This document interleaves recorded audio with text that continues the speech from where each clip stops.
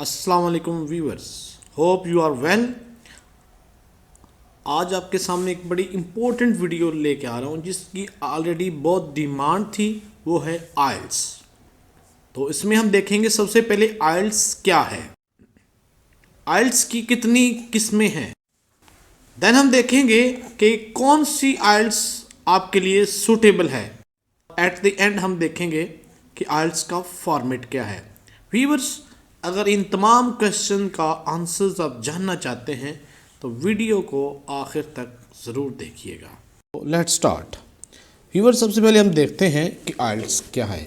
IELTS stand for international English language testing system. ये एक English language proficiency test है जो कि ब्रिटिश काउंसिल रन करता है, जिसको चलाता है सिस्टम को, और इसकी पार्टनरशिप है IDP education and Cambridge assessment English के साथ। तो किसी भी दुनिया के कोने में जो इंग्लिश स्पीकिंग है, वहाँ पर अगर आपकी इंग्लिश के अंदर प्रोफिशिएंसी को जज करने के लिए ये टेस्ट यूज़ होता है कि आप इंग्लिश में कितने प्रोफिशिएंट हैं। आइल्स का टेस्ट है, ये 30 साल तकरीबन इसको हो गए दुनिया के अंदर, जो कि एक स्टैंडर्ड सेट किया हुआ है आइल्स का इंग्लिश लैंग्वेज प्रोफिशिएंसी के अंदर। तो दुनिया के 140 ममालिक के अंदर 12,000 यानी कि 12,000 ऑर्गेनाइजेशन जो हैं वो इस टेस्ट को मानती हैं और इसको वेरीफाई भी करती हैं, और किसी भी स्पीकर की इंग्लिश के अंदर प्रोफिशिएंसी को मेजर करने का ये एक पैमाना है। व्यूअर्स, मज़ीद कि जो आइल्स का टेस्ट है, ये मुख्तलिफ़ एजुकेशनल इंस्टीट्यूशन जब आप एडमिशन लेते हैं और आप जॉब के लिए जाते हैं, एम्प्लॉयर्स जो होते हैं, दैन प्रोफेशनल बॉडीज़ जो हैं, और गवर्नमेंट मुख्तलिफ़ गवर्नमेंट्स जो हैं, वो वेरीफाई करते हैं आपकी लैंग्वेज प्रोफिशिएंसी को on the basis of IELTS. Viewers, मज़ीद के जैसे इंग्लिश स्पीकिंग कंट्रीज़ हैं, government in Australia, Canada, New Zealand, United Kingdom, ये तमाम जब आप इमिग्रेशन के लिए अप्लाई करते हैं तो आइल्स को आपकी वेरीफाई करते हैं, मीन आपकी English language proficiency on the basis of IELTS. मज़ीद कि आपके लिए कौन सा आइल्स सूटेबल है, ये एक अलग क्वेश्चन है। तो there are basic 2 types of IELTS, IELTS academic and IELTS general training. अगर आप किसी एकेडमिक इन्वायरमेंट में जाना चाहते हैं, यानी कि आप स्टडी वीज़े पे जाना चाहते हैं, तो आपको देखने के लिए कि क्या वहाँ पर उस इन्वायरमेंट में अगर आप सूटेबल होंगे, तो व्यूअर्स उसके लिए आइल्स एकेडमिक किया जाता है। तो अगर आपका पर्पस जो है इमिग्रेशन है, आप किसी जॉब्स के लिए जाना चाहते हैं, आप किसी जो है ना वहाँ पर बिज़नेस के लिए जाना चाहते हैं, देन आइल्स जनरल ट्रेनिंग जो होता है वो किया जाता है। ये 2 बेसिक कैटेगरीज़ हैं आइल्स की। व्यूअर्स, क्या अब क्वेश्चन अगला है कि एक आइल्स जो करना चाहता है उसका फॉर्मेट क्या है, मीन कि क्या क्या चीज़ें जो हैं वो आपकी मेजर की जाती हैं, कौन सी स्किल्स मेजर की जाती हैं। व्यूअर्स, आपको पता होना चाहिए किसी भी लैंग्वेज की 4 स्किल्स होती हैं, listening, reading, writing and speaking. तो आइल्स के अंदर भी इन 4 स्किल्स को मेजर किया जाता है, यानी कि 4 एग्ज़ाम आपके होते हैं, लिसनिंग का, रीडिंग का, राइटिंग का एंड स्पीकिंग का। यूज़ हम देखते हैं कि स्पीकिंग में क्या क्या चीज़ें देखी जाती हैं किसी भी स्पीकर की। उसमें देखा जाता है डिफरेंट रिकॉर्डिंग्स होती हैं, उस रिकॉर्डिंग्स को आप सुनते हैं, सुनने के बाद आप जो है ना उसमें से आपकी अंडरस्टैंडिंग देखी जाती है कि आपने मेन आइडिया को कितना अंडरस्टैंड किया है, या स्पेसिफिक फैक्चुअल इंफॉर्मेशन जो होती है वो आपकी चेक की जाती है कि उसमें से आपने जानी है या नहीं। या उसके बाद मज़ीद के जो स्पीकर होता है रिकॉर्डिंग में जो बोल रहा होता है उसकी ओपिनियन, एटीट्यूड, उसका पर्पज़, ये चीज़ें आपकी जज की जाती हैं कि क्या आपने वो जानी है या आपने डेवलपमेंट ऑफ आर्गूमेंट्स को फॉलो किया है या नहीं। व्यूअर्स, जो आइल्स का फॉर्मेट होता है लिसनिंग का फॉर्मेट होता है उसके 4 सेक्शंस होते हैं।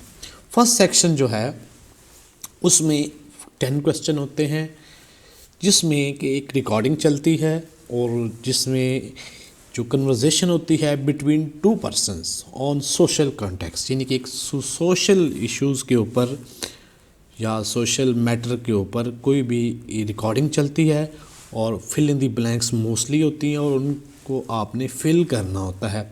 जबकि रिकॉर्डिंग 2 जो है, सेक्शन 2 जो है, उसमें 11 to 20 क्वेश्चंस तक की मुश्तमिल होती है, जिसमें एक मोनोलॉग मीन एक स्पीकर कोई बोलता है।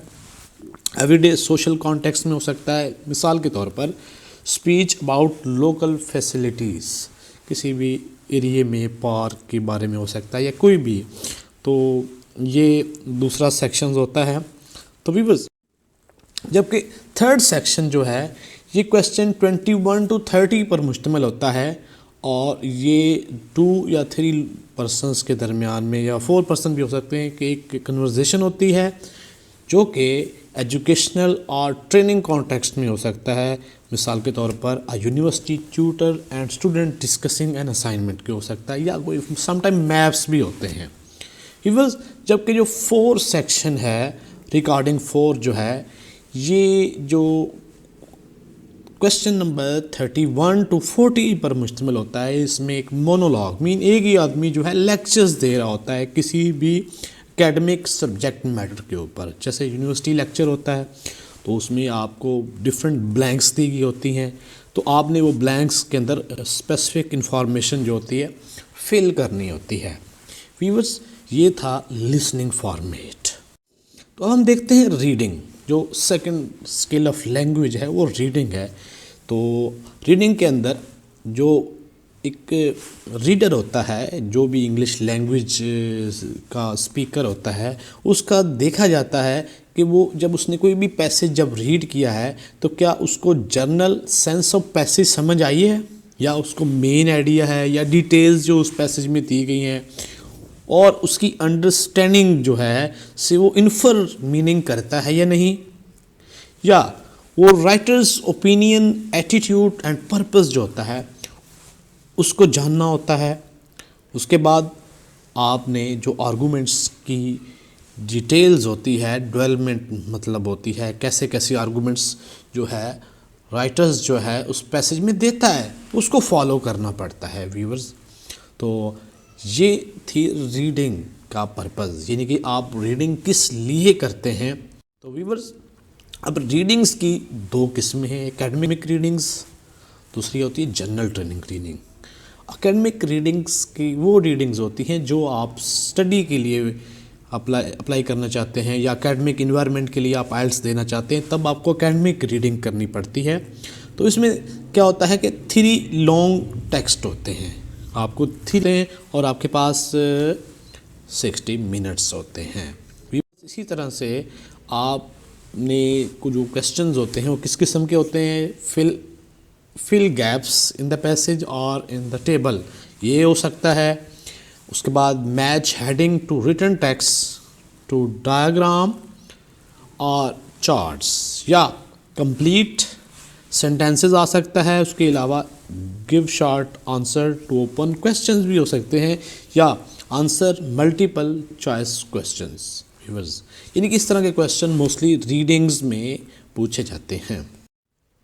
व्यूअर्स, जो जनरल ट्रेनिंग की रीडिंग होती है, ये पैसेजेस मोस्टली किसी बुक से, मैगज़ीन से, newspaper, notice, advertisement, company handbooks और गाइडलाइंस, ये कुछ भी इनमें से हो सकता है।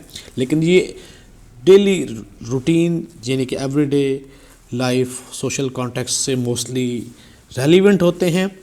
जबकि मटेरियल जो काउंटर ऑन डेली बेसिस होता है और इसमें भी 40 क्वेश्चंस होते हैं और 60 मिनट्स आपके पास टाइम होता है। तो व्यूअर्स, इसमें आपको fill gaps in the passage और चार्ट सेम तरह का क्वेश्चन होता है, या मैच हेडिंग्स, यानी कि डिफरेंट पैसेज होते हैं उसके साथ हेडिंग्स को मैच करना होता है, या कंप्लीट सेंटेंसेस हो सकता है, short questions to open question उस भी हो सकते हैं। Then answer multiple choice questions, ये इस तरह के क्वेश्चन मोस्टली रीडिंग्स के अंदर पूछे जाते हैं। व्यूअर्स, जो थर्ड स्किल है वो है राइटिंग लैंग्वेज की।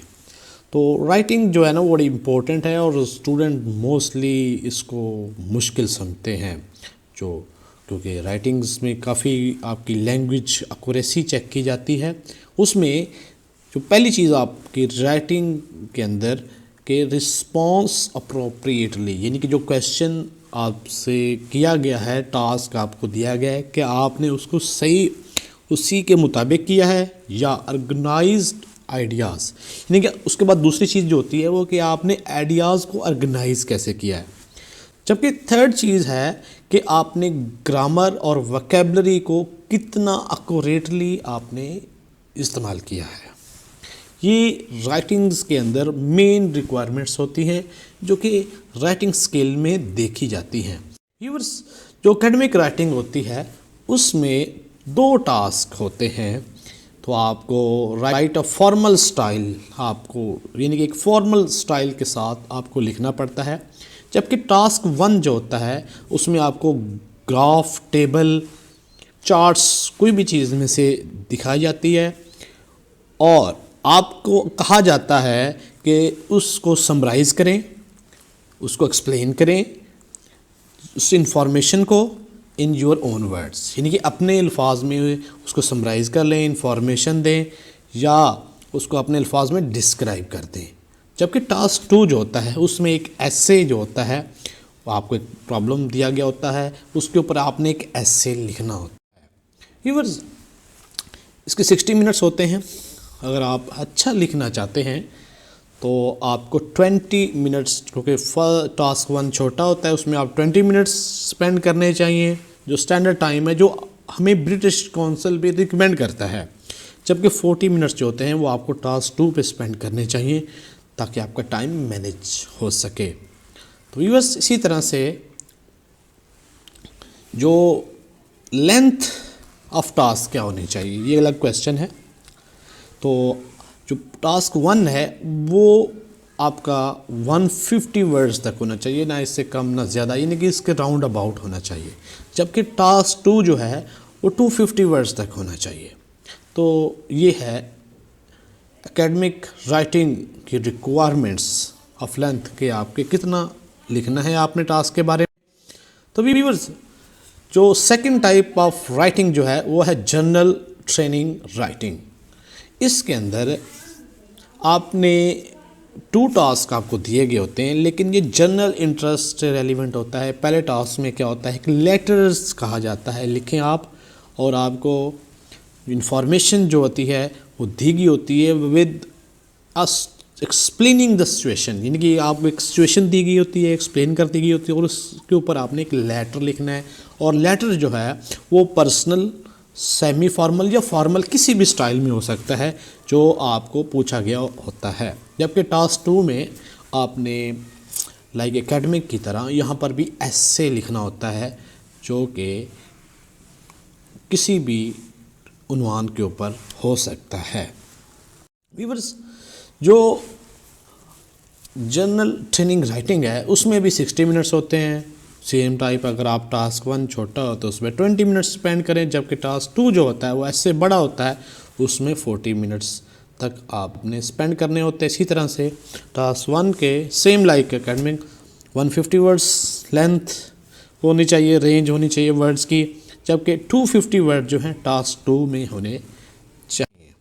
व्यूअर्स, स्पीकिंग जो स्किल है वो बड़ी मायने रखती है आइल्स के अंदर, कि आपको इंग्लिश बोलनी आनी चाहिए, क्योंकि जो उर्दू हिंदी स्पीकिंग इन्वायरमेंट है वहाँ पर स्पीकिंग का इशू बहुत ज़्यादा होता है, क्योंकि स्पीकिंग इन्वायरमेंट नहीं मिलता और लिसनिंग का भी इशू होता है। तो व्यूअर्स, इसमें स्पीकिंग स्किल की जो मेजरमेंट होती है उसमें देखा जाता है कि how well you can communicate opinion and information on everyday topic and common experience, यानी कि आप कितना अच्छा बोल सकते हैं, ओपिनियन दे सकते हैं किसी भी रोज़मर्रा के टॉपिक के ऊपर। जो स्पीकिंग होता है उसका फॉर्मेट क्या होता है, ये हमारा अगला क्वेश्चन है। जिसके 3 पार्ट होते हैं। पहला पार्ट होता है, इसमें एग्जामिनर जो है सबसे पहले अपने आप को इंट्रोड्यूस कराता है and ask you to introduce yourself, और आपसे आपका इंट्रोडक्शन लेता है और आपकी आइडेंटिटी को कंफर्म करता है। उसके बाद एग्जामिनर जो है will ask you general question, आपसे एक जनरल क्वेश्चन पूछता है जो कि फैमिली से रेलिवेंट हो सकते हैं, होम से, वर्क से या स्टडीज़ से रेलिवेंट हो सकते हैं। इसी तरह से जो पार्ट 2 है, इसमें एग्जामिनर जो आपको एक कार्ड देता है, इसको क्यू कार्ड भी कहते हैं, और आपको 1 मिनट का टाइम भी दिया जाता है।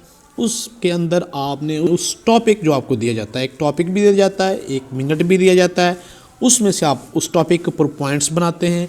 Then you have to speak on that topic 1 to 2 minutes आपने उसके ऊपर बोलना होता है, और एग्जामिनर जो होता है एंड पे आपको 1 या 2 क्वेश्चन उस टॉपिक से आपसे उसके बारे में पूछ भी सकता है।